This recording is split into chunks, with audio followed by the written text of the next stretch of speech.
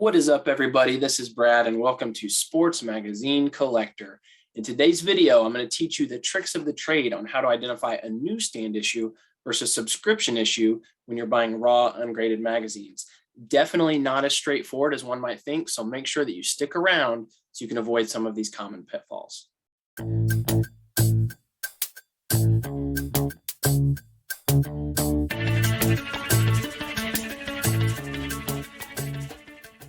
So in a prior video, I explained how when it comes to collecting Sports Illustrated magazines, the subscription issues really don't have much value, and the newsstand issues are the ones that you want to collect.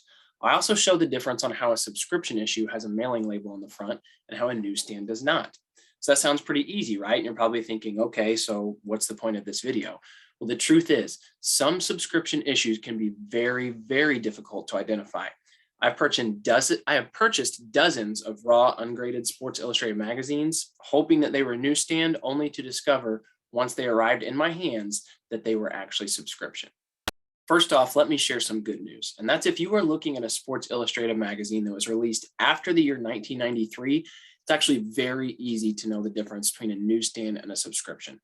That's because it was around this time that Sports Illustrated started printing the mailing labels on the front of the cover. Such as this Tiger Woods and this Ichiro Suzuki that you can see right here. However, for all of the issues in the 50s, 60s, 70s, and 80s, Sports Illustrated used a sticker for the mailing label. So it was sometime in the years 92 or 93 that Sports Illustrated made that switch from the sticker mailing label to just printing it directly on the cover. So if you're looking for this first Tiger Woods cover from 96 or this first Ichiro cover from 2001, it's going to be very straightforward. It either has a printed mailing label on it, which means it's a subscription, or it does not, which means it is a newsstand. Now, pre-1994, that's when things can get pretty tricky. First off, ignore the barcodes. One might be inclined to think, oh, there's a barcode on it, it's got to be a newsstand. That is not actually correct. A barcode does not denote whether or not an issue is a newsstand. There are lots and lots of subscription issues that have barcodes, such as this Michael Jordan. There's also lots and lots of newsstand issues with no barcode, such as this Rick Barry. This is especially going to be the case with the vintage issues. A lot of the older issues from the 50s, 60s, and 70s, they usually did not have any barcodes on the front. Now, when you're identifying subscription issues, you also need to know exactly where these mailing labels may be located. Okay, most of the time, they're going to be going horizontally along the bottom fourth of the magazine in this zone right here. However, many of them are also going to be going vertically up and down near the spine in this zone here. Basically, when you are investigating to see if there has ever been a mailing label, you need to scour these two sections very, very thoroughly. I'm not saying it's impossible for a label to be somewhere else, but 99.9% of the time, they're going to fall within one of these two zones. So let's look at a few examples of spotting subscription issues on eBay. Here is a 1990 cover with Joe Montana. You can see the mailing label sticker right there on the front cover. Pretty standard, pretty obvious. This is a subscription issue. Here we have Hank Aaron. This is actually his first cover from 1969, a very collectible issue. And you can see there are remnants of a label where someone has obviously tried to remove it. Still pretty clearly a subscription issue, but you will see covers like this all the time where the label has been partially removed. So keep an eye out for these. These are also not the ones that you want. Now, how about this? We've got George Foster, Rod Carew from 1978. I don't see a label, so this must be a newsstand, right? Well, look again. Here is a close-up, and you can see there are actually two streaks of glue residue still on the cover. This is a subscription issue. This is also extremely common where you will have sellers trying to remove the labels, but there are still one or two of those glue streaks still visible. Sometimes they're pretty easy to spot like this one, but other times you might only see the faintest trace.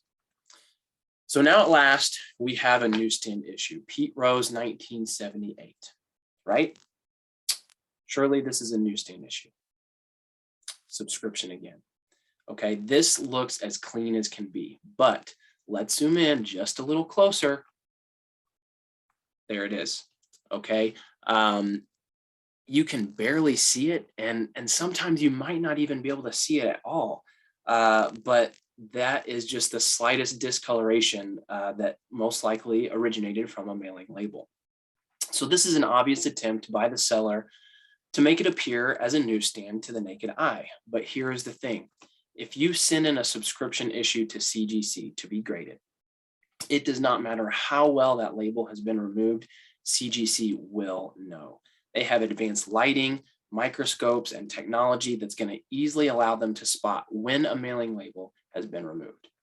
So at this point, you're probably thinking, okay, this is ridiculous. How in the world can you ever even be sure if you have a newsstand? Well, the truth is you really can't be 100% sure until you have that issue in your hands, or even until CGC has graded it. But there are several other steps that you can take to greatly enhance your ability at spotting a newsstand versus a subscription. First, check the item descriptions. Here you can see the title of this Pete Rose listing on eBay. Now, just by reading the title, you might be tempted to think that it's a newsstand because it specifically says no label. But unless it says newsstand, never assume. Heck, I've even seen a few listings claiming that a magazine was a newsstand, but it clearly had a label printed on it. So the good thing is that if you ever make a purchase on eBay and the item turns out to be totally opposite of what the description said, you can typically submit a request and get your money back.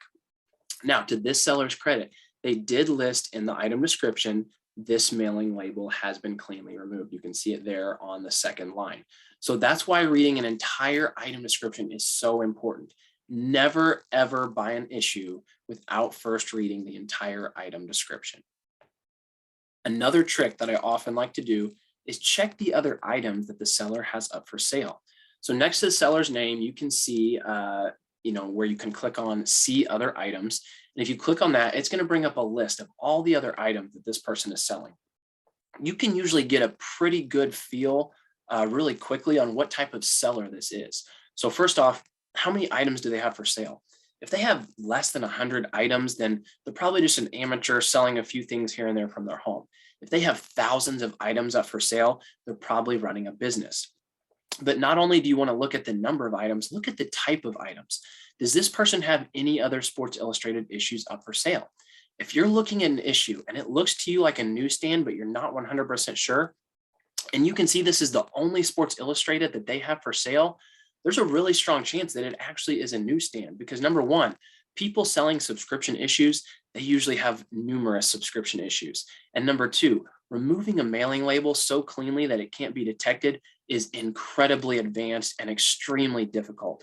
Only the best of the best can remove them so cleanly that you can't tell at all. So if you've just got a one-off Sports Illustrated and it's the only issue in their store, it's much more likely that it's just some random newsstand that they picked up from a store as opposed to an issue that they expertly removed a label from. Now, let's say the seller has thousands of items listed for sale and they're clearly running a business. A lot of times their username will kind of give that away. The username like antique collectibles coupled with thousands of items for sale is a dead giveaway that this is a mass seller. And a lot of times these users are selling lots and lots of Sports Illustrated issues. So look at the photos and look at the titles of their other Sports Illustrated magazines. Are they listing other issues as no label? Can you look at those photos and see more clearly if those issues had a label at one time? Sellers who have multiple Sports Illustrateds up for sale are usually pretty consistent in how they describe the magazines in the title.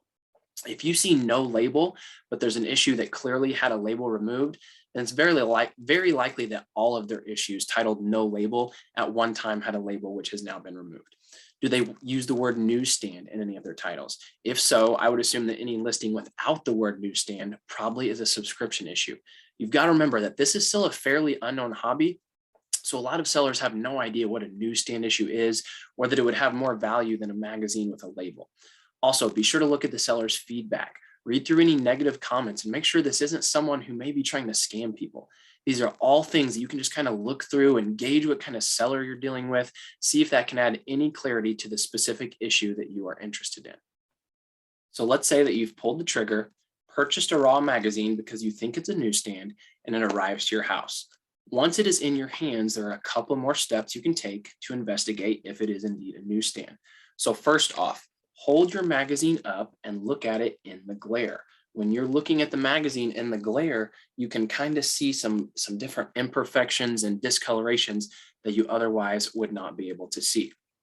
Secondly, take your finger and rub it all across the zones where you know a mailing label would have been. Okay, usually If a label has been removed, you may not be able to see it, but almost always I found you can just feel the slightest of bump or just rough surface of where that magazine label once was. So make sure you check those spots, just kind of rub across with your finger. I've caught several issues that I didn't initially see anything, but then I felt it. And, then when I looked closer, I even could see just the tiniest indication that it had a mailing label. The third thing you can do is open up the magazine and check to see if you can find any of the subscription inserts. Okay. If it's a newsstand, there's a good chance those inserts may still be inside.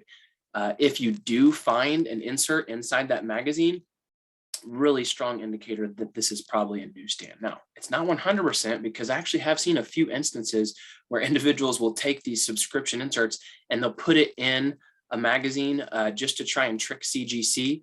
But CGC, like I said, they catch it every time. And that's very rare for someone to try and do that. So if you've got a raw magazine and it's got that subscription insert in there, it's probably a newsstand. And here's an example. And actually, this one's still attached. So that's a definite sign that this is a newsstand. Sometimes the inserts are just loosely laying in there. So I guess you wouldn't know for sure in that case. But here you can see in this issue, I've got a subscription insert that is still attached. And so basically, after going through all of those steps, looking at it in the glare, rubbing my fingers, and then finding that subscription insert, I came to the conclusion that this John Havlicek is indeed a newsstand. And it was one that when I purchased, I wasn't 100% sure. Because actually, if you look really close, you can see there's a little bit of discoloration here on the spine that, I thought at first might have been a label, but then I noticed that same discoloration runs all the way down the spine. And, I know that a mailing label is, only 2 inches long or however, it's not going to run all the way down the spine. So I kind of took a gamble and I thought, well, that just looks like it might be some kind of scuffing. And I'm pretty sure I was correct. I'm pretty sure that this is a newsstand.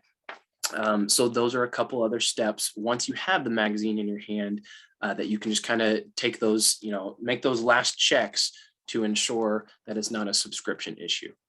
Okay, there's one last thing you need to know about subscription issues. So let's jump forward again to the more modern magazines.